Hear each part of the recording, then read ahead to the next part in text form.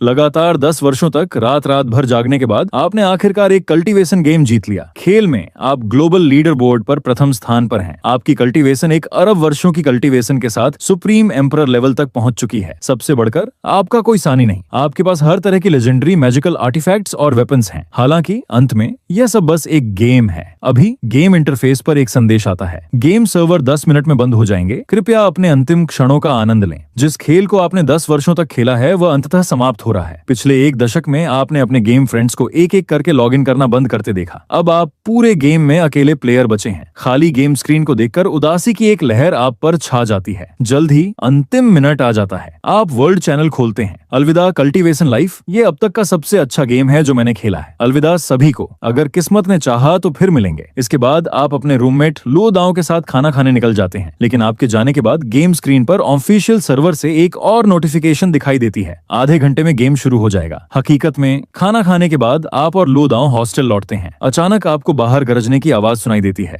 हे भगवान, क्या दुनिया का अंत होने वाला है? लेकिन ठीक उसी क्षण आपके दिमाग में एक आवाज गूंजती है, 60 सेकंड में कल्टीवेशन लाइव गेम मैनिफेस्टेशन। लो दाओ घबराकर इधर उधर देखता है। क्या तुमने भी ये सुना? आप आश्चर्य से उसकी ओर देखते हैं। मैंने भी सुना। क्या कल्टीवेशन लाइफ नाम का एक गेम मैनिफेस्टेशन? ये किस तरह का गेम है? आपको तुरंत एहसास होता है, क्या यह वही गेम नहीं है जिसे आप 10 सालों से खेल रहे हैं? क्या ये गेम अब रियलिटी में मैनिफेस्ट होने वाला है? क्या गेम की हर चीज हकीकत में बदल जाएगी? ठीक उसी क्षण वह आवाज फिर से सबके दिमाग में गूंज उठी। 60 सेकंड बीत चुके हैं। मैनिफेस्टेशन शुरू होती है। पहली मैनिफेस्टेशन, कल्टीवेशन बेस। पल भर में आकाश में एक जबरदस्त बदलाव आता है। स्वर्ग से सुनहरी रोशनी की किरणें उतरती हैं। आपका पूरा शरीर एक सुनहरी किरण से घिर जाता है। Supreme emperor. Cultivation base manifestation पूर्ण हुई। कृपया अपनी शक्ति का सावधानी पूर्वक प्रयोग करें। उसी समय आपके इन गेम कैरेक्टर के अरबों वर्षों के अनुभव आपके दिमाग में उमड़ आते हैं, मानो आपने उन्हें स्वयं जिया हो। थोड़े ही समय में आप अपनी कल्टीवेशन बेस में महारत हासिल कर लेते हैं और अपनी शक्ति की भयावह सीमा को पूरी तरह समझ जाते हैं। हे भगवान, इसे देखो! लो दाओ अचानक चिल्लाता है। आप उसकी ओर देखते हैं तो पाते हैं कि वह एक हाथ से डंबल को चूर चूर कर रहा है। मैं अभी केवल बॉडी टेम्परिंग लेवल पर हूँ और मैं पहले से ही इतना शक्तिशाली हूँ। क्या फाउंडेशन एस्टैब्लिशमेंट और गोल्डन कोर वाले और भी ज्यादा शक्तिशाली नहीं होंगे? लो दाओ की बातें सुनकर आपको हंसी आती है, क्योंकि बॉडी टेम्परिंग सबसे बुनियादी स्तर है। ये तो कल्टीवेशन का प्रवेश द्वार भी नहीं है। फाउंडेशन एस्टैब्लिशमेंट को सच्चा रीबर्थ माना जाता है। गोल्डन कोर के नीचे सभी आम इंसान हैं, लेकिन चिंता होना लाजमी है। अब जब सभी को एक्स्ट्रॉर्डिनरी पावर्स मिल गई हैं, तो लगता है दुनिया में बहुत बड़ा बदलाव आने वाला है। तभी अचानक स्कूल ब्रॉडकास्ट शुरू हो जाता है। ये प्रिंसिपल लिचुन बोल रहे हैं, सभी छात्र और शिक्षक कृपया तुरंत प्लेग्राउंड में इकट्ठा हों। चलिए जाकर देख लेते हैं। आप लुओ दाओ को देखते हुए कहते हैं। जल्द ही सभी छात्र प्लेग्राउंड में इकट्ठा हो जाते हैं। प्रिंसिपल माइक्रोफोन उठाते हैं और बोलते हैं, मेरा मानना है कि आप में से कुछ ने एक्स्ट्रॉर्डिनरी पावर्स प्राप्त कर ली हैं, लेकिन मैं आपसे आग्रह करता हूं कि आप उस भयानक शक्ति का लापरवाही से उपयोग न करें। साथ ही कृपया अपनी कल्टीवेशन लेवल ईमानदारी से भरें। हमें सेंसस करना है। जल्द ही चिंतू यूनिवर्सिटी के सभी छात्रों और शिक्षकों ने फॉर्म भर दिए। स्टैटिस्टिकल रिजल्ट्स के आधार पर स्कूल एडमिनिस्ट्रेशन पूरी तरह से स्तब्ध रह गया। पूरे विद्यालय के 15,000 छात्रों और कर्मचारियों में से 3,000 से अधिक लोगों ने वास्तव में कल्टीवेशन लेवल मैनिफेस्ट किया था। मैदान में सभी के बदलते भावों को देखकर आप आह भरे बिना नहीं रह सकते, ये सोचकर कि आपकी लगन के कारण आप वास्तव में दुनिया के सबसे शक्तिशाली व्यक्ति बन गए। ठीक उसी क्षण स्टैटिस्टिक्स के प्रभारी शिक्षक अचानक चिल्लाते हैं, शिक्षिका यान यू महायाना रेल में है। पल भर में सभी की निगाहें एक साथ उस बेहद खूबसूरत महिला की ओर मुड़ जाती हैं। अंततः प्रिंसिपल द्वारा यान यू को स्टेज पर बोलने के लिए आमंत्रित किया जाता है। अब जब गेम मैनिफेस्ट हो चुका है तो इसे खेलने वाले हर व्यक्ति को इसका लाभ मिल चुका है, लेकिन मैं सभी को सलाह देती हूँ, अपनी शक्ति का दुरुपयोग करके अपराध न करें,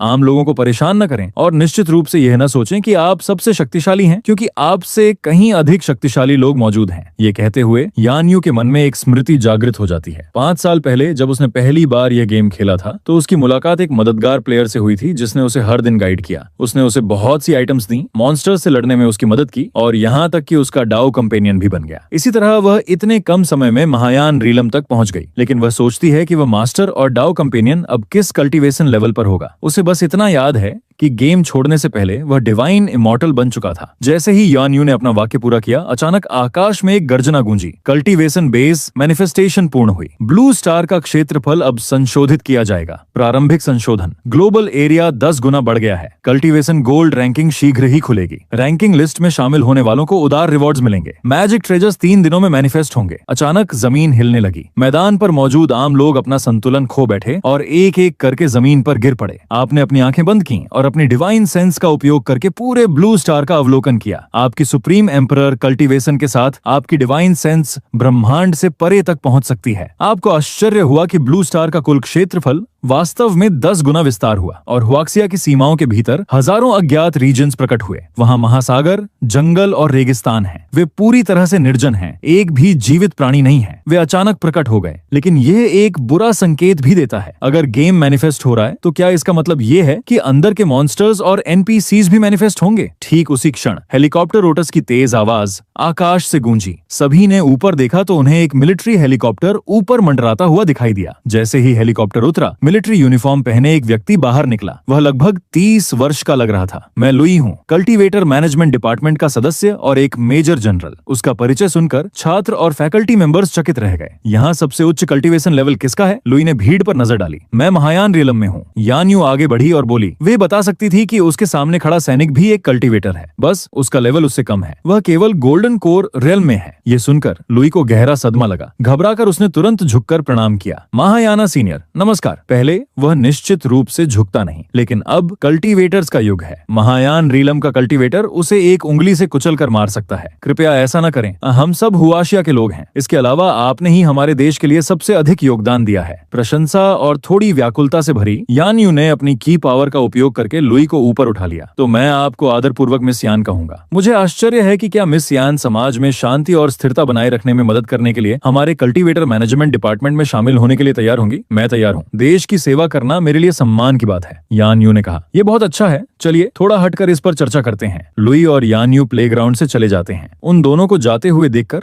आप अपनी डिवाइन सेंस का उपयोग करके उन पर नजर रखते हैं। आप उनकी बातचीत भी सुन सकते हैं। मिस यान, हम हर स्कूल में कल्टीवेशन क्लासेस स्थापित करने और कल्टीवेटर्स को टीचर्स नियुक्त करने की योजना बना रहे हैं। चूंकि आप पहले से ही चिंतु यूनिवर्सिटी में शिक्षिका हैं, क्या आप इस क्लास की हेड टीचर बनने के लिए तैयार होंगी? मैं ये कर सकती हूँ। यान यू मना नहीं करती। मैं आपकी स्थिति की सच्चाई से रिपोर्ट करूंगा। चूंकि आप महायान रीलम में हैं, आपको गेम की गहरी समझ होनी चाहिए। मैंने बहुत देर तक नहीं खेला, लेकिन मुझे इसके बारे में काफी कुछ पता है। इस गेम में दिखाए गए सभी सेक्ट्स और एनपीसीज द्वारा ही हैं। अगर ये एनपीसीज और सेक्ट्स मैनिफेस्ट होते हैं तो शायद सभी प्रकट हो जाएं। इनमें सबसे शक्तिशाली चिंग युन सेक्ट है। इसके सेक्ट मास्टर एक ग्रेट लो गोल्डन इमॉर्टल हैं। यहाँ तक कि इसके एल्डर्स भी प्रोफाउंड इमॉर्टल या एम्परर इमॉर्टल हैं। ये सुनकर लुई के चेहरे पर हैरानी के भाव आ जाते हैं। वह कल्पना कर सकता है कि अगर ये एनपीसीज ब्लू स्टार पर आ गिरे तो यह दुनिया के लिए एक भयानक झटका होगा। एक ग्रेट लू गोल्डन इमॉर्टल एक ही विचार से पूरे देश या पूरे ग्रह को नष्ट कर सकता है। अगर इन्हें नियंत्रित नहीं किया जा सकता तो हुआक्सिया के लिए यह एक घोर आपदा होगी। लेकिन चिंता न करें, गेम लोर के अनुसार चिंग युन सेक्ट एक ऑर्थोडॉक्स और राइटियस सेक्ट है। वे निर्दोषों को नुकसान नहीं पहुंचाएंगे। हमें डिमोनिक सेक्ट से सावधान रहना चाहिए। वे मनुष्यों का खून पीते हैं और अपनी कल्टीवेशन के लिए मानव आत्माओं को रिफाइन करते हैं। असली खतरा तो वही लोग हैं। समझ गया? मैं ये सब सच सच रिपोर्ट करूंगा। अगर ये डिमोनिक सेक्ट्स सचमुच हुआशिया में मैनिफेस्ट हुई तो हमारे लिए प्रलयकारी आपदा होगी। वैसे क्या मिस यान को इसके बारे में कुछ और पता है? क्या इस गेम में वाकई शक्तिशाली लोग हैं? उदाहरण के लिए आपसे भी ज्यादा शक्तिशाली लोग, मुझसे भी ज्यादा शक्तिशाली बहुत से लोग हैं। जब मैं खेल रही थी तब मैं लीडर बोर्ड के टॉप 50 में भी जगह नहीं बना पाई थी। वे सभी प्लेयर्स ट्राइब्यूलेशन ट्रांसेंडेंस रियलम या उससे ऊपर के थे। खासकर वह मास्टर जिन्होंने मुझे गेम में गाइड किया। उनका नाम शाओयाओ तियानजुन था। वे उस समय तक डिवाइन इमॉर्टल बन चुके थे। अगर वे खेलते रहते तो शायद अब तक सेंट रेल्म या उससे भी ऊपर के स्तर पर पहुंच गए होते। दूर से सुनते हुए आपका शरीर कांप उठा, क्योंकि आपने अभी अभी एक बहुत ही जाना पहचाना नाम सुना। शाओयाओ तियानजुन, ये आपका गेम नेम था, लेकिन आपने इतने सारे शिष्य बना लिए हैं कि आपको तुरंत याद नहीं आ रहा कि वह कौन है। लगता है ये मास्टर आपके लिए बहुत महत्वपूर्ण है, मिस यान। लुई मुस्कुराई। हाँ, यान यू ने धीरे से उत्तर दिया। हम इस शाओयाओ तांजुन पर कड़ी नजर रखेंगे। क्या मैं आपसे आपकी गेम आईडी पूछ सकती हूँ? मिस यान, गोपनीयता बनाए रखने के लिए हम बाहरी संचार के लिए अपने गेम नेम्स का उपयोग करते हैं। गेम में मेरा नाम शू शानजी है। यह सुनकर आप पूरी तरह से हैरान हो जाते हैं। गेम में आपका डाओ कंपेनियन और डिसाइपल वास्तव में शू शानजी ही है, लेकिन आपका ऐसा कोई इरादा नहीं है। खुद को प्रकट करना बहुत अजीब होगा। शू शानजी, ये एक अच्छा नाम है। अभी के लिए इसे यहीं छोड़ देते हैं। मुझे वापस जाकर यहाँ की स्थिति की रिपोर्ट देनी है। इसके बाद लुई हेलीकॉप्टर से चला जाता है। आप और लो दाओ भी डॉर्मेट्री वापस जाने की तैयारी करते हैं। अचानक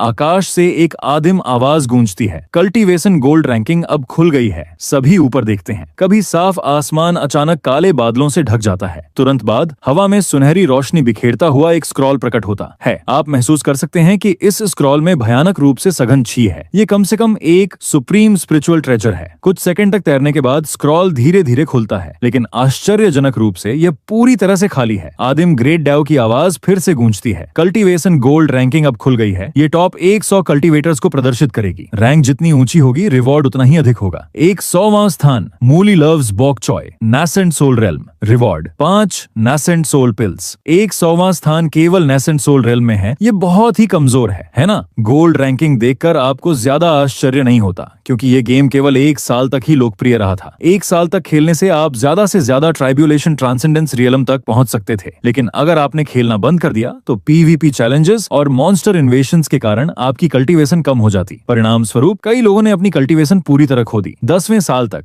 आप ही अकेले प्लेयर बचे थे जो अब भी खेल रहे थे। फिर भी आपको सोल पिल्स की जरा भी परवाह नहीं थी। आखिरकार आपके पास 999 सोल पिल्स थी, और ऐसा इसलिए नहीं था कि यह आपकी सीमा थी, बल्कि इसलिए था क्योंकि यह गेम इन्वेंट्री की लिमिट थी। 2.5 घंटे बाद गोल्ड रैंकिंग 60वें स्थान पर पहुंच गई। 60वां स्थान, Mahayana realm initial stage. Reward water spirit immortal herb. Ranking का खुलासा होते ही सब चौंक गए। 60वां स्थान पहले से ही महायाना रियल्म में है। ये तो बहुत ज्यादा बढ़ा चढ़ाकर बताया गया है। ये देखकर कि वह केवल 60वें स्थान पर है, यानी भी थोड़ी हैरान थी। मुझसे ऊपर वाले सभी लोग ट्रिबुलेशन ट्रांसेंडेंस रियल्म में होंगे, है ना? रैंकिंग घोषित होने के कुछ ही समय बाद यान यू को एक फोन कॉल आता है। हालांकि छुपकर बातें सुनना अनैतिक है, फिर भी आप अपनी डिवाइन सेंस का उपयोग करके सुनते हैं। यह लुई का फोन है। वह यान यू को ड्रैगन डिपार्टमेंट की चिंतु ब्रांच के नेतृत्व से मिलने के लिए आमंत्रित करता है। वह कहता है कि उसे उससे कुछ बहुत महत्वपूर्ण बात करनी है। इसके बाद यान यू प्लेग्राउंड से चली जाती है। आपकी डिवाइन सेंस उस पर टिकी रहती है, क्योंकि आप यह जानना चाहते हैं कि आखिर यह ड्रैगन डिपार्टमेंट क्या है। जल्द ही यान यू पहाड़ों में स्थित एक सीक्रेट बेस पर पहुंचती है। लुई उसे एक कॉन्फ्रेंस रूम में ले जाता है। वहाँ पहले से ही मिलिट्री यूनिफॉर्म में 7-8 लोग इंतजार कर रहे होते हैं। पता चलता है कि वे यान यू को वाइस मिनिस्टर यानी कल्टीवेटर मैनेजमेंट डिपार्टमेंट की चिंतु ब्रांच का पदभार सौंपना चाहते हैं। यान यू मना नहीं करती। हुआशिया की नागरिक होने के नाते वह मानती है कि चूंकि उसे यह शक्ति दी गई है, इसलिए उसे यह जिम्मेदारी निभानी चाहिए। आप अपनी डिवाइन सेंस वापस लेते हैं और आकाश में गोल्डन रैंकिंग की ओर देखते हैं। जो आप देखते हैं वह आपको थोड़ा आश्चर्यचकित करता है। 51वां स्थान, fairy paw Miao, tribulation transcendence realm initial stage. Reward random post heaven spiritual treasure. ये फेरी पॉ मियाओ भी आपकी डाउ कंपेनियंस में से एक है। वह एक लड़की थी जिससे आप गेम के पहली बार आने पर मिले थे। वह काफी धनी महिला थी। उस समय आप उसे वर्ल्ड चैनल पर डिसिपल्स लेते हुए देख रहे थे। एक कोशिश करने की मानसिकता के साथ आपने उसे फ्रेंड रिक्वेस्ट भेजी। आपको आश्चर्य हुआ कि उसने स्वीकार कर लिया। कुछ दिनों तक साथ खेलने के बाद उसने अचानक आपको डाउ कंपेनियन बनने का रिक्वेस्ट भेज दिया। आपने सोचा कि वह बस मजाक कर रही है, लेकिन वह इस बारे में बेहद गंभीर निकली। उसने आपको कई अच्छी आइटम्स भी गिफ्ट की। दुर्भाग्य से उसने छोड़ने से पहले केवल 1 महीने ही गेम खेला, लेकिन क्योंकि वह उस महीने एक जबरदस्त पे टू विन प्लेयर थी, उसने जबरदस्ती ट्रिब्युलेशन ट्रांसेंडेंस रेल्म तक पहुंच प्राप्त कर ली। ये नाम देखते ही आप कई पुरानी यादों को याद करने से खुद को रोक नहीं पाते। इस बीच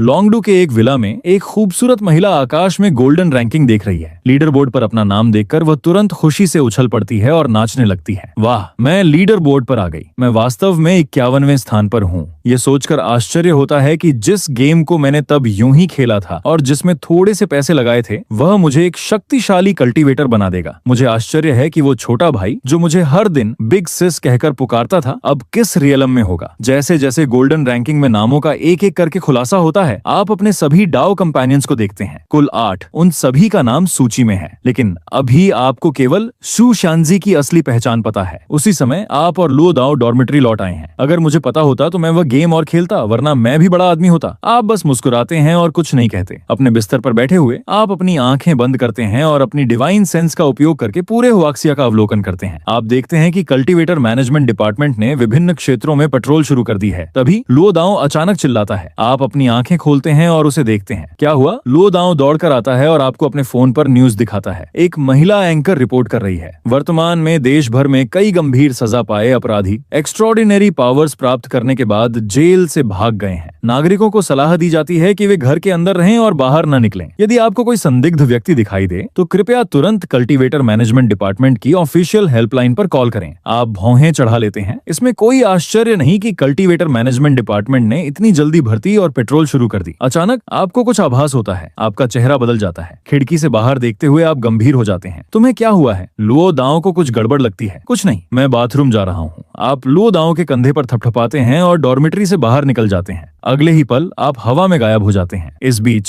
शहर के एक सी बीच पर यूनिफॉर्म पहने कई पुरुष और महिलाएं स्पोर्ट्स जर्सी पहने एक आदमी को घेरे हुए हैं। युएन शाओयांग, तुरंत आत्मसमर्पण करो, बचने का कोई रास्ता नहीं है। हाँ हाँ हाँ, क्या तुम्हें सच में लगता है कि तुम मुझे रोक सकते हो? ये मत सोचो कि केवल तुम ही इतने शक्तिशाली हो। मुख्य व्यक्ति ठंडे स्वर में चिल्लाता है। उसके हाथ में ची से बनी एक तलवार प्रकट होती है। वह गोल्डन कोर रेल्म में है और साथ ही कल्टीवेटर मैनेजमेंट डिपार्टमेंट में एक स्क्वाड लीडर भी है। एक मामूली गोल्डन कोर ट्रैश मुझे गिरफ्तार करने की हिम्मत करता है? युएन शाओयांग अपना सिर पीछे करके पागलों की तरह हंसता है। अगले ही पल उसके शरीर से एक शक्तिशाली दबाव निकलता है। पल भर में पूरा स्क्वाड दर्जनों मीटर पीछे उड़ जाता है। वह वास्तव में सोल फॉर्मेशन रेल में है। वह झटपट अपना सैटेलाइट रेडियो उठाता है और चिल्लाता है, हाइडू कोस्ट पर सोल फॉर्मेशन एक्सपर्ट देखा गया है, तत्काल रीइंफोर्समेंट की आवश्यकता है। उनमें से केवल कुछ ही बचे थे, इसलिए युएन शाओयांग को रोकना उनके बस की बात नहीं था। अचानक युएन शाओयांग ने हमला कर दिया। उसने हथेली से वार किया। पलक झपकते ही ची एनर्जी से बनी एक विशाल रक्त लाल पाल्म हवा में संघनित हुई और जोर से नीचे गिरी। सबने आंखें बंद कर लीं। वे मौत का इंतजार करने लगे, लेकिन कुछ नहीं हुआ। याओ लुओ ने हैरानी से आंखें खोली। उसने देखा कि उसके सामने एक आकृति खड़ी है। तुम कौन हो? युएन शाओयांग उस नए व्यक्ति को डर से घूर रहा था, क्योंकि उसने बस हाथ के एक इशारे से उसके हमले को पूरी तरह से नष्ट कर दिया था। शक्ति का वह सहज प्रदर्शन उसे भयभीत कर रहा था। आप एक शब्द भी नहीं बोलते, आप बस युएन शाओयांग को घूर कर देखते हैं। मुझे माफ कर दो, कृपया मुझे जाने दो, मेरा किसी को मारने का इरादा नहीं था। कुछ भयानक गड़बड़ को भांपते हुए युएन शाओयांग जल्दी से घुटनों के बल गिर पड़ा और दया की भीख मांगने लगा, लेकिन आपने बस चुटकी बजाई। पल भर में युएन शाओयांग राख में बदल गया। उसकी सोल और nascent soul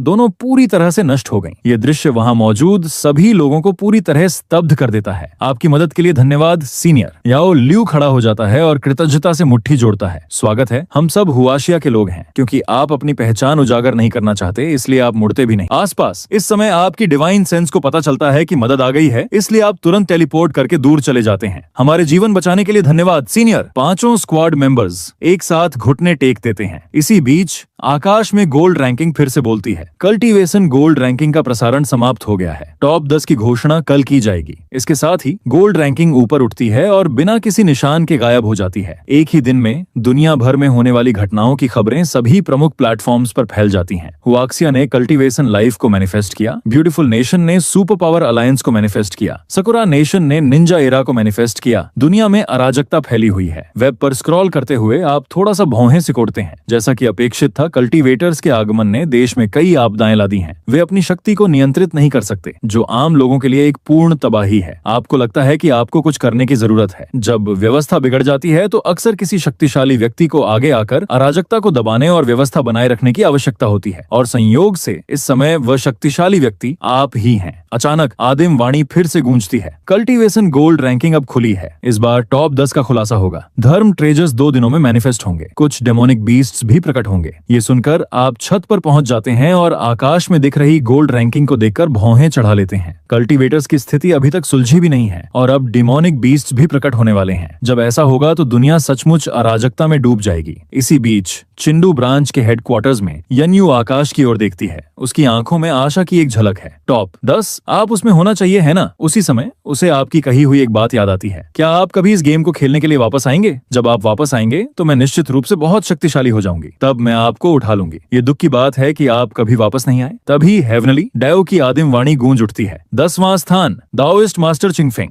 realm, peak great Luo, golden immortal, reward, supreme spiritual treasure, dust sealed Buddhist Zen. इसी बीच पहाड़ों की गहराई में स्थित एक डाओइस्ट टेम्पल में एक अधेड़ उम्र के डाओइस्ट प्रीस्ट अचानक अपनी आंखें खोलते हैं। उनकी आंखें असीम दिव्य श्रद्धा से भरी हुई थीं। ये सोचकर आश्चर्य होता है कि जिस गेम को मैं खेला करता था उसमें इतना बड़ा बदलाव आ गया। 10 साल पहले वो एक कॉर्पोरेट CEO थे। उन्होंने 1 साल तक कल्टीवेशन की, लाखों खर्च किए और पीक ग्रेट लू गोल्डन इमॉर्टल रियलम तक पहुंच गए। लेकिन उनकी कंपनी के दिवालिया होने और पत्नी एवं बच्चे के निधन ने उन्हें मॉर्टल वर्ल्ड से सारी उम्मीदें खो देने पर मजबूर कर दिया। उन्होंने दृढ़ निश्चय के साथ एक डाओइस्ट टेम्पल में प्रवेश किया और प्रीस्ट बन गए। उन्होंने पहले सोचा था कि ग्रेट लो गोल्डन इमॉर्टल रेल्म उन्हें अजेय बना देगा, लेकिन उन्हें यह उम्मीद नहीं थी कि उनसे भी अधिक शक्तिशाली 9 लोग होंगे। 9वां स्थान इनिशियल ग्रेट लो हेवनली इमॉर्टल, 8वां स्थान मिडिल ग्रेट लो हेवनली इमॉर्टल, 7वां स्थान लेट ग्रेट लो हेवनली इमॉर्टल, 6ठा स्थान पीक ग्रेट लो हेवनली इमॉर्टल। जैसे जैसे गोल्ड रैंकिंग की घोषणा होती है, लोग शांत नहीं रह पाते। पीक ग्रेट लो हेवनली इमॉर्टल की रैंकिंग केवल 6ठी है। क्या इसके उसके बाद वाले सभी लोग हाफ सेंट या सेंट नहीं होंगे। 5वां स्थान, perfect slaughter realm, half Saint,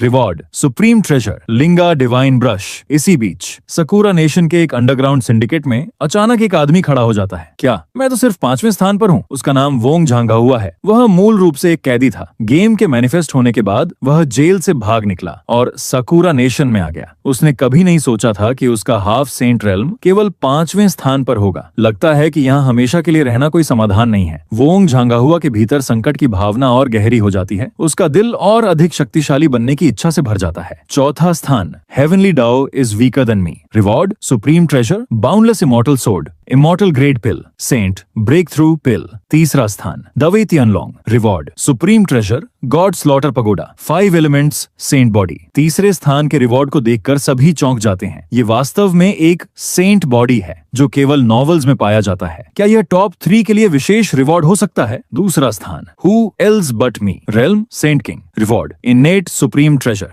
5 elements, divine sword, longevity, saint body. सभी अचंभित हैं। एक राजसी सेंट किंग केवल दूसरे स्थान पर है, तो पहले स्थान का रेल्म कितना ऊंचा होगा? ठीक उसी क्षण आकाश में एक विचित्र परिवर्तन होता है। गोल्डन 5 क्लॉड ड्रैगन्स एक के बाद एक प्रकट होने लगते हैं। उसी समय आकाश में एक गूंजती हुई घंटी बजती है। प्रथम स्थान, स्याओ याओ तियनजुन, realm, supreme emperor, reward, heavenly Dao, supreme treasure, slaughter blood sword, mountain and river map, immortal emperor, saint body. जैसे ही स्वर्णिम रैंकिंग पूरी तरह से प्रकट होती है, पूरा देश सन्नाटे में डूब जाता है। लेकिन जल्द ही यह कोलाहल में बदल जाता है। सुप्रीम एम्परर, ये किस प्रकार का रियलम है? क्या कोई आकर इसे समझा सकता है? मुझे पता है, सुप्रीम एम्परर गेम का सबसे ऊंचा रेल्म है। यहाँ तक कि सेंट किंग भी इससे 1 दर्जन से अधिक बड़े रेल्म्स नीचे है। वह वास्तव में सुप्रीम एम्परर है। यान्यू सुनहरी रैंकिंग को देखती है। उसका सुंदर चेहरा आश्चर्य से भर जाता है। उसके बगल में खड़े मिनिस्टर लियन भौहें चढ़ाकर पूछते हैं, डिप्यूटी मिनिस्टर यान, आपकी आवाज को सुनकर लगता है कि आप इस श्याओ याओ तियनजुन को जानती हैं। वह गेम में मेरा डॉ कंपेनियन है। हम साथ खेलते थे। लियन की आंखें चमक उठती हैं। वह उत्साहित होकर पूछता है, क्या आप श्याओ याओ तियनजुन को हमारे डिपार्टमेंट में शामिल होने के लिए आमंत्रित कर सकती हैं? मैं उसे मिनिस्टर का पद भी दे सकता हूँ। मुझे खेद है, यह असंभव है, क्योंकि मैं नहीं जानती कि वह वास्तव में कौन है, न ही मेरे पास उसकी कॉन्टैक्ट इन्फॉर्मेशन है। ये सुनकर सभी निराश हो जाते हैं। इसी बीच यान्यू सुनहरी रैंकिंग की ओर देखती है। उसकी आंखों में आशा की एक किरण चमकती है। आप आखिर कौन है? क्या हम कभी फिर मिलेंगे? उसी समय दूसरी ओर फेरी पोमेउ अपनी कमर पर हाथ रखकर जोर से हंसती है। मेरा डाओ कंपेनियन वास्तव में एक सुप्रीम एम्परर है। मुझे उसे ढूंढना होगा और उसकी जांघों से लिपट जाना होगा। तभी कई बॉडीगार्ड्स दरवाजा खोलकर अंदर आते हैं। तुरंत पूरे इंटरनेट पर श्याओ याओ तियानजुन की खोज शुरू करो। एक भी जानकारी नहीं छूटनी चाहिए। इसी बीच आदिम वाणी एक बार फिर गूंजती है। कल्टीवेशन गोल्ड रैंकिंग की घोषणा पूरी हो चुकी है। धर्म ट्रेजर गोल्ड रैंकिंग 2 दिनों में खुलेगी। फिर सुनहरी रैंकिंग आकाश से गायब हो जाती है। आप अपनी आंखें बंद कर लेते हैं। आपकी डिवाइन सेंस पूरे हुआक्सिया को घेर लेती है। तुरंत बाद आप हुआक्सिया की सीमाओं के भीतर सभी लोगों तक अपनी आवाज पहुंचाते हैं। मैं श्याओ याओ तियानजुन हूँ। मुझे पता है कि बहुत से लोग मुझे खोज रहे हैं, लेकिन जब तक सही समय नहीं आता मैं स्वयं को प्रकट नहीं करूंगा। मैं हुआशिया का निवासी हूँ। आवश्यकता पड़ने पर मैं कार्रवाई करूंगा, लेकिन मैं किसी संगठन में शामिल नहीं होऊंगा। ये सुनकर पूरे देश के लोग राहत की सांस लेते हैं। उनकी अधिकांश चिंताएं दूर हो जाती हैं। हुआशिया पर सुप्रीम एम्परर की निगरानी में भला कौन आसानी से मुसीबत खड़ी करने की हिम्मत करेगा? 2 दिन पलक झपकते ही बीत जाते हैं। देश यूनिवर्सल कल्टीवेशन एरा का स्वागत करने का निर्णय लेता है। कई स्कूल्स को कल्टीवेशन सेंटर्स में परिवर्तित कर दिया जाता है। चिंडू यूनिवर्सिटी उनमें से एक है। यान्यू चिंडू यूनिवर्सिटी की प्रिंसिपल बन जाती है। जहाँ तक आपकी बात है, आप अपनी वास्तविक कल्टीवेशन छिपाकर नेसेंट सोल रेल्म के काउंसलर बन जाते हैं। इस समय आप प्लेग्राउंड में छात्रों को अपने शरीर में की एनर्जी का प्रवाह करना सिखा रहे हैं। अचानक आकाश एक बार फिर काले बादलों से ढक जाता है। धर्म ट्रेजर्स मैनिफेस्ट हो चुके हैं। 10 मिनट में धर्म ट्रेजर गोल्ड रैंकिंग घोषित की जाएगी। इसमें टॉप 100 प्लेयर्स के धर्म ट्रेजर्स की घोषणा की जाएगी। गोल्ड रैंकिंग से प्राप्त धर्म ट्रेजर्स इसमें शामिल नहीं होंगे। 1 घंटे के भीतर 1 लाख पावरफुल डिमोनिक बीस्ट्स देश पर आक्रमण करेंगे। स्थान पूरी तरह रैंडम होंगे। 3 आदिम घोषणाएं पूरे आकाश में गूंज उठती हैं। पूरे देश के लोग भय से पीले पड़ जाते हैं। उसी समय आकाश से हजारों गोल्डन डिवाइन लाइट्स उतरती हैं। एक सुनहरी किरण आपको घेर लेती है। मैदान में मौजूद भीड़ आश्चर्य से भर जाती है। लुओ दाओ मुस्कुराकर कहता है, चिंता मत करो, यह धर्मा ट्रेजर मैनिफेस्टेशन है। वह नासेंट सोल रेल्म में है। उसके पास निश्चित रूप से धर्मा ट्रेजर्स होंगे। कुछ ही देर में सुनहरी रोशनी गायब हो जाती है। आपके दाहिने हाथ की अनामिका उंगली पर एक स्टोरेज रिंग प्रकट हो जाती है। आप अपनी डिवाइन सेंस से इसके अंदर झांकते हैं। गेम में 10 वर्षों के दौरान आपने जितने भी धर्मा ट्रेजर्स एकत्र किए थे, वे सभी इसके भीतर मौजूद हैं। जल्द ही आपको 2 विशेष धर्मा ट्रेजर्स दिखाई देते हैं। उनकी जानकारी भी आपके मन में प्रकट हो जाती है। स्लॉटर ब्लड सोर्ड एक विशेष धर्मा ट्रेजर है। यह ब्लड एनर्जी को अवशोषित कर सकती है। जब भी यह शत्रुओं को मारती है, उनका रक्त स्वतः इसमें समा जाता है। यदि इसका ओनर घायल हो जाए तो इसमें संग्रहित ब्लड एनर्जी वापस लौटकर उसके घावों को तुरंत ठीक कर सकती है। हालांकि आपको इसमें कोई विशेष रुचि नहीं है, क्योंकि आप एक विचार से ही शत्रुओं का नाश कर सकते हैं। इसके बाद आप माउंटेन एंड रिवर मैप को देखते हैं। ये एक स्मॉल वर्ल्ड टाइप धर्मा ट्रेजर है। सभी चीजें इसके भीतर सील और इम्प्रिजन की जा सकती हैं। माउंटेन एंड रिवर मैप के भीतर आप क्रिएशन गॉड के समान हैं। मास्टर,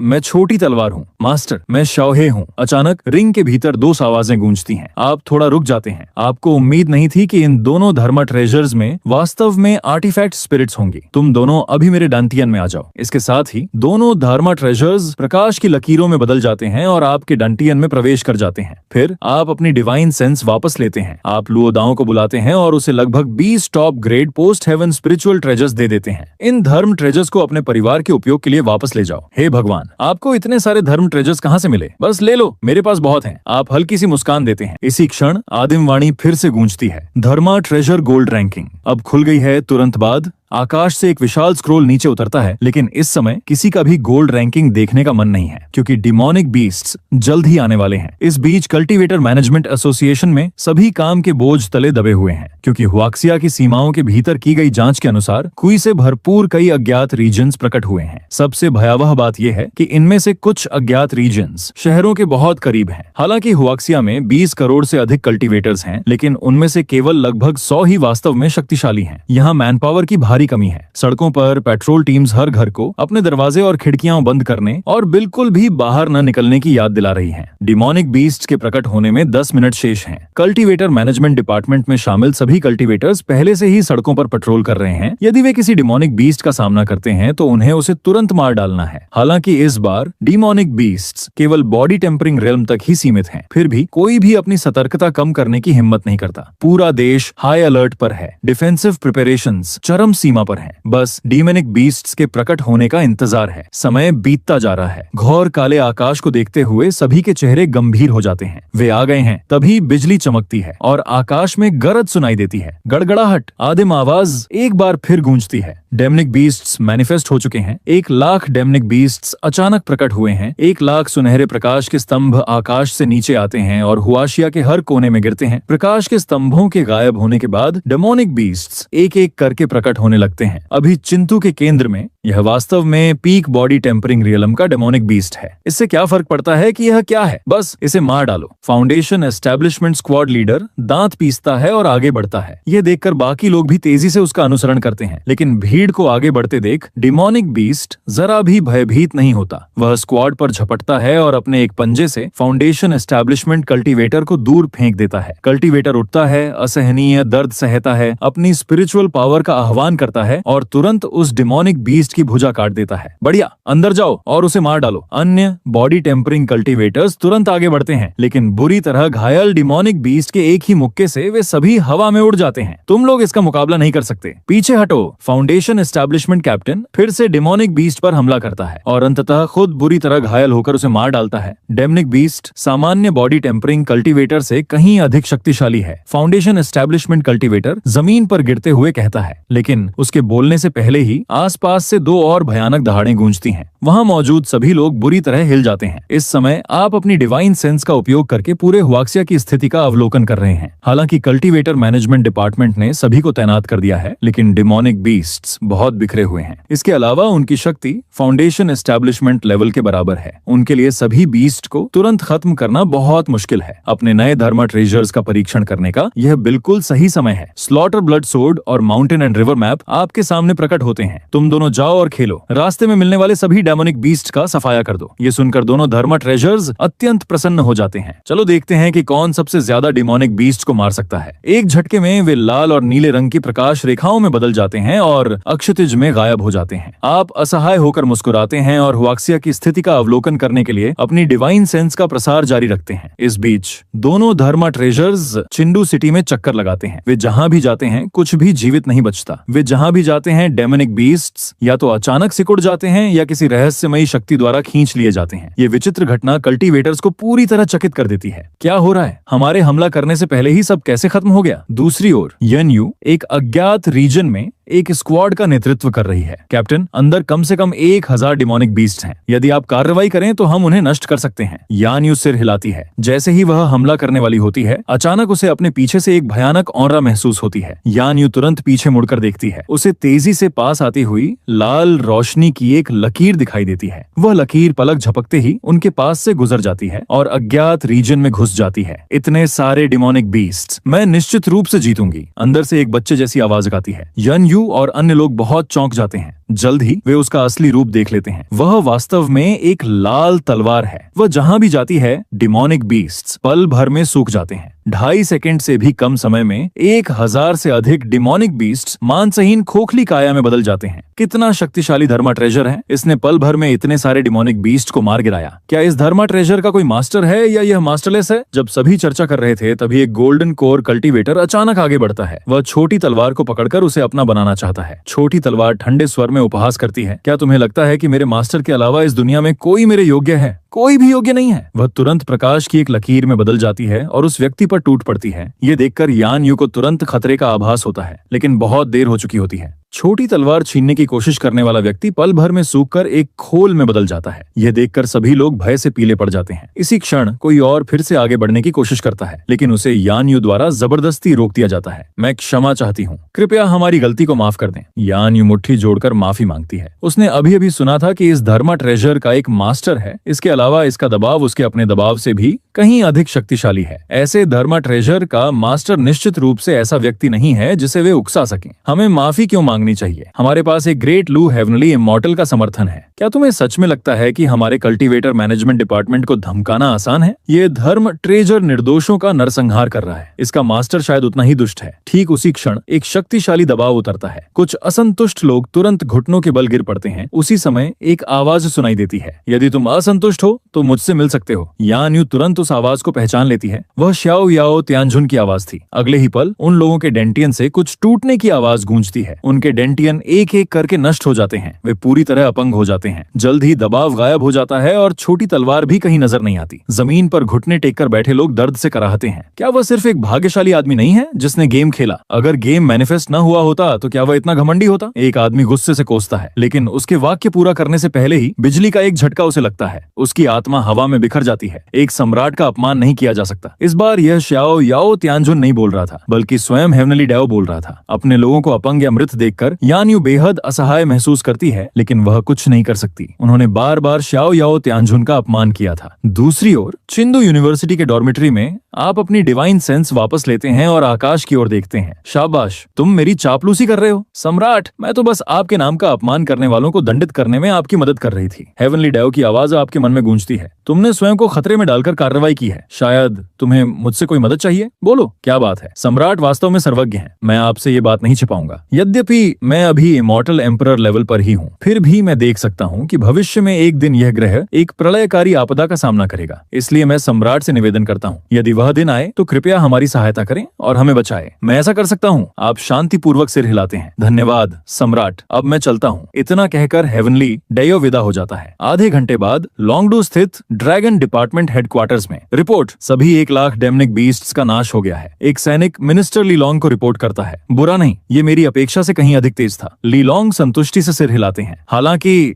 हमारे लोगों ने उन्हें नहीं मारा। हमारे लोगों ने नहीं मारा? तो फिर किसने मारा? लीलोंग स्तब्ध रह जाते हैं। सटीक रूप से कहें तो 2 धर्मा ट्रेजर्स ने। उन्होंने आधे घंटे में 70,000 से अधिक डिमोनिक बीस्ट्स का सफाया कर दिया। लीलोंग तुरंत रिकॉर्डेड फुटेज की जांच करते हैं, लेकिन उन्हें केवल लाल और नीली रोशनी की 2 लकीरें ही दिखाई देती हैं। यहाँ तक कि 100 गुना स्लो मोशन में भी। वह समझ नहीं पाते कि वे क्या हैं। ये किसके धर्म ट्रेजर्स हैं? इतनी भयानक शक्ति। लीलोंग सदमे में चिल्ला उठते हैं। तभी एक और सैनिक पास आता है। रिपोर्ट, चिंदू ब्रांच वीडियो कॉन्फ्रेंस का अनुरोध कर रही है। फीड कनेक्ट होने के बाद लीलोंग शांत स्वर में पूछते हैं, क्या बात है? रिपोर्ट, 2 धर्म ट्रेजर्स ने चिंतू के सभी डिमोनिक बीस्ट्स का नाश कर दिया है। मुझे पहले से ही पता है। मुझे कुछ ऐसा बताओ जो मुझे नहीं पता। हमें पता चल गया है कि उन धर्मा ट्रेजर्स का मास्टर कौन है। वह गोल्ड रैंकिंग में प्रथम स्थान पर रहने वाला शाओ याओ त्यानझुन है। लीलोंग हल्का सा मुस्कुराते हैं। मुझे पहले से ही अंदाजा था। लगता है वह सचमुच हुआशिया का निवासी है और उसका दिल भी बुरा नहीं है। लेकिन अगले ही पल अधिकारी बोलता है, हालांकि उसने हमारे 4 आदमियों को घायल कर दिया। और एक को मार डाला। ये सुनते ही लीलोंग की मुस्कान जम जाती है। वह गंभीर स्वर में पूछते हैं, क्या हुआ था? तब अधिकारी पूरी घटना विस्तार से बताता है। उन्होंने सम्राट का धर्मा ट्रेजर चुराने की कोशिश की और सम्राट का अपमान भी किया। सम्राट पहले से ही उन पर अपार दया दिखा रहे थे।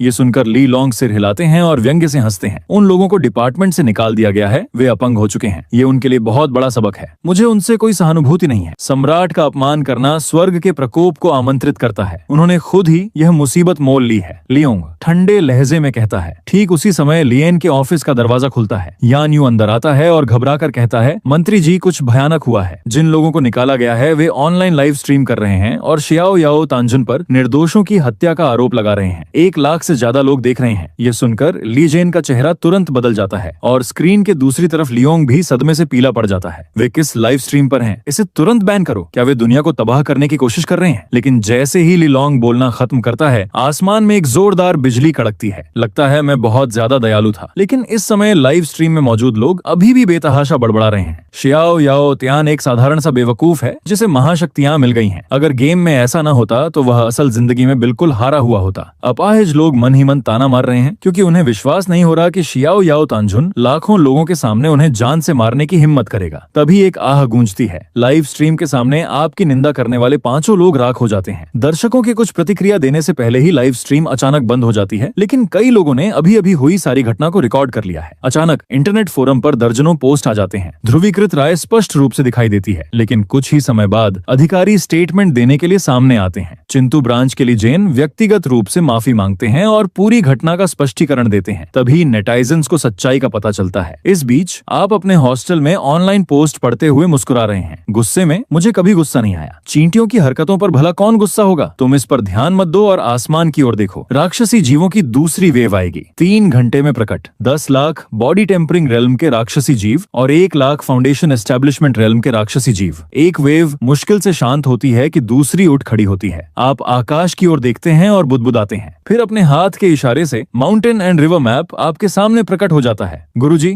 आपको शिया की क्या आवश्यकता है? जाओ लुओ दाओ के परिवार की रक्षा करो। समझ गया। पल भर में शियाओई प्रकाश की एक लकीर में बदल जाती है और क्षितिज में गायब हो जाती है। जहाँ तक तुम्हारी बात है, तुम हॉस्टल लौट जाते हो। इस बार भी तुम्हारा कोई इरादा नहीं है। हालांकि एक ही विचार से तुम सभी राक्षसी जीवों का वध कर सकते हो। अगर तुमने ऐसा किया तो बाकी सब लोग आगे नहीं बढ़ पाएंगे। इसके अलावा इन छोटे राक्षसी जीवों के लिए तुम्हारे हस्तक्षेप की आवश्यकता नहीं है। कुछ महायान रीलम के साधक या उससे भी उच्च स्तर के लोग इन्हें जल्दी से नष्ट कर सकते हैं। ठीक उसी क्षण तुम्हारी डिवाइन सेंस ने काले कपड़े पहने कई लोगों को समुद्र में गोता लगाते हुए देखा, जिससे तुम अचानक हैदू शहर की ओर देखने लगे। ये निंजा एम्पायर के लोग हैं। ये क्या करने की कोशिश कर रहे हैं? वाकया में घुसपैठ करने की। फिर तुम वहां से गायब हो जाते हो, हैदू कोस्ट पर इन छोटे बदमाशों से मिलने की तैयारी करते हुए। तभी 4 निंजा तट पर पहुंचते हैं और चारों ओर देखते हैं। ये पुष्टि करने के बाद कि आसपास कोई वाकया का व्यक्ति नहीं है, वे अंततः राहत की सांस लेते हैं। ये वैक्सिया लोग किस तरह का गेम बना रहे हैं? मैंने ऑनलाइन देखा कि वे उड़ सकते हैं। उन्हें मैनिफेस्ट होने का अधिकार क्यों मिला? कितना जबरदस्त गेम है। हाँ, चलो अभी इसके बारे में चिंता नहीं करते। चलो वैक्सिया के लोगों को एक छोटा सा गिफ्ट देते हैं। बोलने वाला व्यक्ति अपनी जैकेट से एक वीडियो टेप निकालता है। निंजा एम्पायर ने जिन राक्षसों को प्रकट किया था वे शैतानी जानवर नहीं थे, बल्कि अर्बन लेजेंड्स के दानव थे, जैसे सदाको, चीर मुंह वाली औरत, कप्पा इत्यादि। वे इस बार इन दानवों का इस्तेमाल करने आए थे। चलो और भी ज्यादा अराजकता फैलाते हैं। जैसे ही वे आत्मसंतुष्ट हो रहे थे, उनके पीछे से एक आवाज आई, प्रार्थना करो, हम विदेशी कचरा स्वीकार नहीं करते। निंजा डर से पीले पड़ गए। वे जल्दी से इधर उधर भागे और देखा कि तुम उन्हें हल्की मुस्कान के साथ देख रहे हो। मुझे समझ नहीं आ रहा कि तुम क्या कह रहे हो, एक निंजा ने ठंडे स्वर में चिल्लाया। इतना कहकर उसने अपनी जैकेट से 3 शुरिकन निकाले और सीधे तुम्हारी ओर फेंक दिए। लेकिन शुरिकन तुम्हारे ठीक सामने हवा में ही लटके रहे, 1 इंच भी आगे नहीं बढ़ पाए। और हैं क्या, मैं अकेले उसका सामना नहीं कर सकता, मिलकर हमला करो। उसी समय समूह ने तेजी से हैंड सील्स बनाए। कई शैडो क्लोन्स प्रकट हुए। पलक झपकते ही उनमें से 20 ने तुम्हें घेर लिया। वे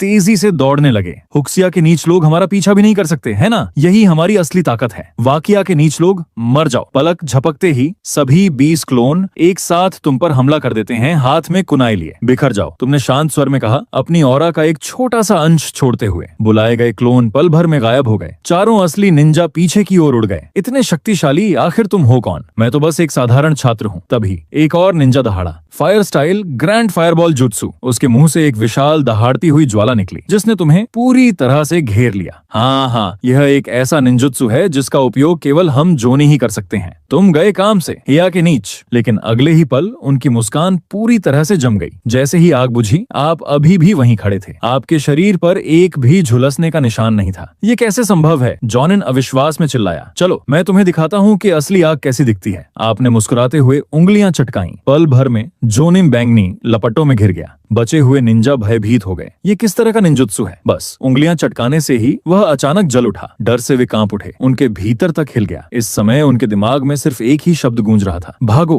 भागो। निंजाओं ने झटपट हैंड सील्स बनाए। वे धुएं के एक झटके में गायब हो गए, लेकिन उन्हें घोर भय हुआ जब उन्होंने महसूस किया कि वे अभी भी ठीक उसी जगह पर खड़े हैं। आपने मुस्कुरा हुए अपना दाहिना हाथ उठाया। एक निंजा को जबरदस्ती आपकी पकड़ में खींच लिया गया। आपने उसे गले से पकड़ लिया। इसी बीच बाकी दो निंजा खून की धुंध में बदल गए, पूरी तरह से मृत। मुझे जाने दो, कृपया, मैं आपसे विनती करता हूँ। तुम वैक्सिया में क्या कर रहे हो? निंजा ने कुछ भी छिपाने की हिम्मत नहीं की। उसने घबराकर हुक्सिया में घुसपैठ करने की अपनी पूरी योजना बता दी। पता चला कि वे सदाको को हुक्सिया में छोड़ना चाहते थे ताकि देश में और भी ज्यादा अराजकता फैल जाए। तुम लोग सचमुच घिनौने हो। आपने उसे घृणा से देखा। एक झटके में निंजा हवा में ही धूल में बदल गया। फिर आपने जमीन पर पड़ा वीडियो टेप उठाया। मुझे आश्चर्य है कि यह सदाको वास्तव में कैसी है। लगता है मुझे इसे वापस ले जाकर पता लगाना होगा। बाद में तुम एक पुरानी इलेक्ट्रॉनिक शॉप पर गए और कुछ 100 रुपए में एक विंटेज VCR खरीद लिया। हॉस्टल वापस आकर तुमने टेप लगाया, सदाको का असली चेहरा देखने के लिए तैयार। जैसे ही टेप चलने लगा, लंबे बिखरे बालों वाली सफेद पोशाक पहने एक आकृति धीरे धीरे टीवी स्क्रीन से बाहर निकली। दिलचस्प। समय सही देखकर आपने अपनी डिवाइन सेंस का एक छोटा सा अंश इस्तेमाल किया और उससे नजरें मिला ली। पल भर में सदाको जम गई। वह बुरी तरह कांपने लगी क्योंकि उसने एक बेहद भयानक स्पिरिचुअल प्रेशर महसूस किया।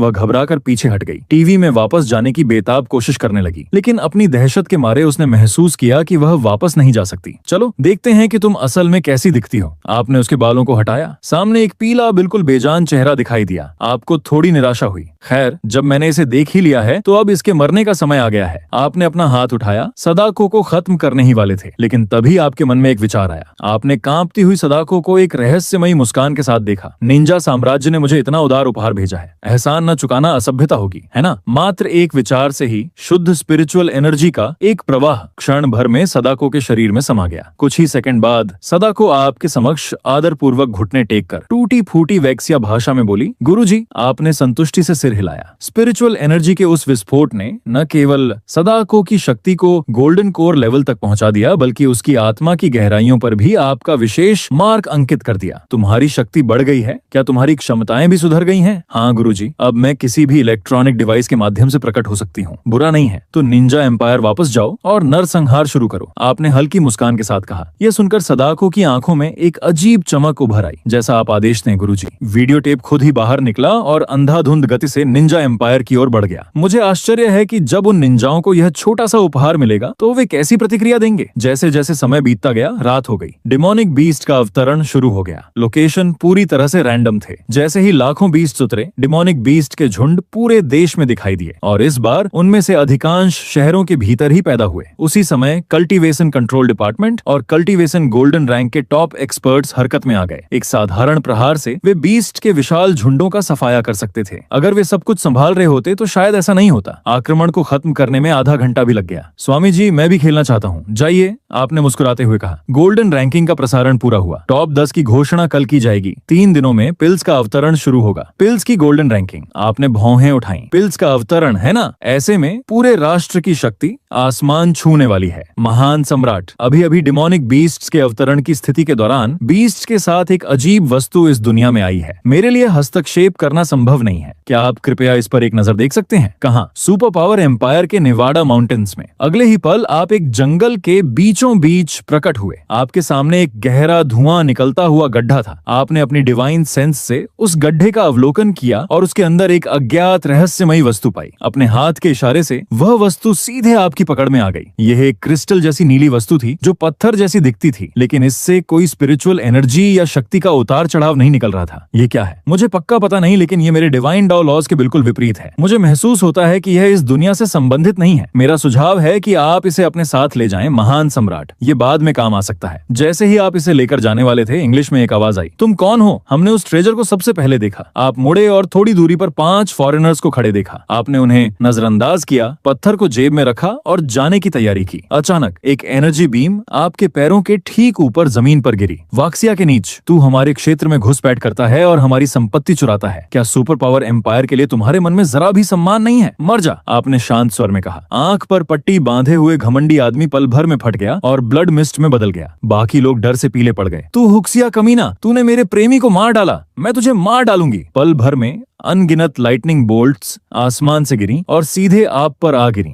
आपने लाइटनिंग को हल्के मनोरंजन के साथ देखा। आपने बचने की जहमत भी नहीं उठाई और लाइटनिंग बोल्ट्स को सीधे अपने ऊपर लगने दिया। यह देखकर बाकी लोगों ने भी आप पर हमला कर दिया। उसी क्षण तुमने अपनी ऑरा का एक छोटा सा अंश छोड़ा। सब लोग पल भर में पीछे की ओर उड़ गए। मैं अंधाधुंध हत्याएं नहीं करना चाहता था, लेकिन तुमने ही यह सब खुद पर लाया है। फिर आपने हल्के से अपनी उंगलियां चटकाई। आपके पीछे मौजूद स्पीडस्टर और वेयरवुल्फ, साथ ही आपके सामने शील्ड धारण किए हुए व्यक्ति पल भर में फट गए। फिर आपने लाइटनिंग बुलाने वाली महिला की ओर देखा। आपका चेहरा ठंडा पड़ गया। क्या तुम्हें लाइटनिंग से खेलना पसंद है? मुझे नहीं, कृपया मुझे जाने दो। महिला घुटनों के बल गिर पड़ी, घोर भय से गिड़गिड़ाने लगी। लाइटनिंग, आओ, आपने शांत स्वर में कहा। काले बादलों ने आकाश को ढक लिया। अरे, क्या तुम एक एस रैंक एस्पेयर हो? आपको लगभग हंसी आ गई। किस तरह की घटिया एस्पेयर खुद की तुलना एक कल्टीवेटर से करने की हिम्मत करती है? एक लाल रंग की डिवाइन ट्रिबुलेशन लाइटनिंग ने जंगल को घेर लिया। महिला और उसके साथियों के शव धरती से पूरी तरह मिट गए। आपने अपना सिर हिलाया, थोड़ा ऊब महसूस करते हुए। उस संक्षिप्त लड़ाई के दौरान आपने जानबूझकर उनकी ताकत का परीक्षण करने के लिए अपनी शक्ति को रोके रखा था, लेकिन उन्होंने जो शक्ति प्रदर्शित की वह केवल फाउंडेशन लेवल पर थी। मुझे आश्चर्य है कि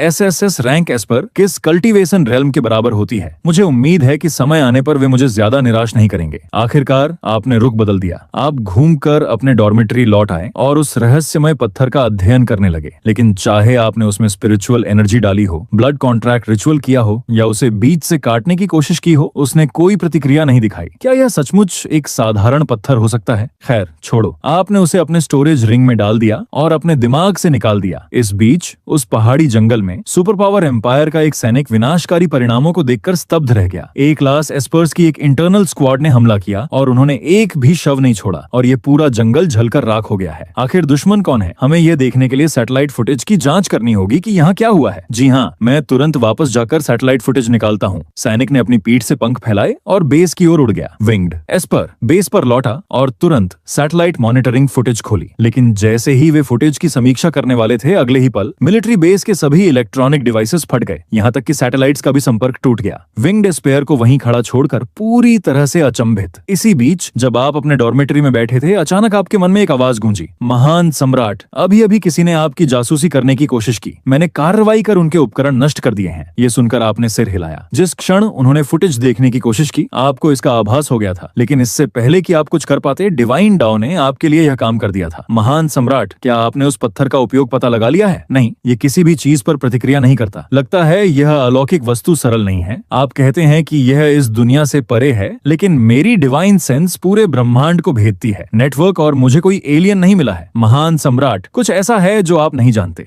मुझ पर एक रिस्ट्रिक्शन लगा दिया गया है। मैं इसके बारे में बात नहीं कर सकता। ठीक है, बस मेरी नींद में खलल मत डालो। डिवाइन डाउ वापस चला गया। आपने अपनी कनपटी रगड़ी। आखिर कौन सी सत्ता डिवाइन डाउ पर रिस्ट्रिक्शन लगा सकती है? आपके मन में बहुत सारे सवाल थे, लेकिन चाहे कुछ भी हो, अगर वे आक्रमण करना चाहते थे तो उन्हें पहले आपसे होकर गुजरना पड़ता। तभी एक आदिम आवाज सुनाई दी। आकाश से एक मैसेज गूंजा, 10 घंटे में डिमोनिक बीस्ट के अवतरण की तीसरी लहर शुरू हो जाएगी। इस लहर में 50 लाख बॉडी टेम्परिंग लेवल के जीव, 10 लाख फाउंडेशन एस्टेब्लिशमेंट लेवल के जीव और 1 लाख गोल्डन कोर लेवल के जीव शामिल होंगे। इसके तुरंत बाद आपका और लूतो का फोन एक साथ बज उठा। ये वीचैट चैट ग्रुप का नोटिफिकेशन था। भेजने वाला कोई और नहीं बल्कि यान यू था। हमारे पास 10 घंटे हैं। डेमनिक बीस्ट्स के अवतरण की तीसरी लहर आ रही है। इस बार स्थिति कहीं अधिक गंभीर है। सभी यूनिवर्सिटीज को पेट्रोल स्क्वाड्स बनाने की आवश्यकता है। योग्य कल्टीवेटर्स कृपया सक्रिय रूप से पंजीकरण करें। संदेश पढ़ते ही आपकी आंखें चमक उठी। चूंकि आप वैसे भी खाली बैठे थे, तो क्यों ना बाहर जाकर थोड़ा मजा किया जाए। कौन जानता है, शायद आपको कोई अप्रत्याशित लाभ मिल जाए, इसलिए आपने और लूतो ने पेट्रोल स्क्वाड में पंजीकरण कर लिया। आपको स्क्वाड लीडर भी नियुक्त किया गया। यान यू ने आपको 5 बॉडी टेम्परिंग कल्टीवेटर्स और 5 फाउंडेशन एस्टेब्लिशमेंट कल्टीवेशन ऑफिसर्स सौंपे और आपसे उन्हें प्रशिक्षण देने को कहा। अगले दिन सुबह आप और लुओताओ प्लेग्राउंड में पहुंचे और आपने अपने स्क्वाड मेंबर्स को संबोधित किया। ध्यान से सुनो, सभी को मेरे आदेशों का पालन करना होगा। कोई भी अपनी मर्जी से काम नहीं करेगा। मेरे साथ रहो, मैं गारंटी देता हूँ कि तुम सब जिंदा बच जाओगे। जी हाँ, दस्ते ने एक साथ चिल्लाते हुए जवाब दिया। तुम्हारे सामने खड़ी टीम को देखकर तुम्हारे भीतर जोश की एक चिंगारी भड़क उठी। तुम सचमुच कुछ समय से बहुत ही चुपचाप रह रहे थे। जब ये डेमोनिक बीस्ट्स उतर ही आए हैं तो क्यों ना एक कल्टीवेटर के सच्चे जीवन का आनंद लिया जाए। तो चलो, मैं अपनी इस नई सोल पावर का उपयोग करके एक भयानक नरसंहार कर देता हूँ।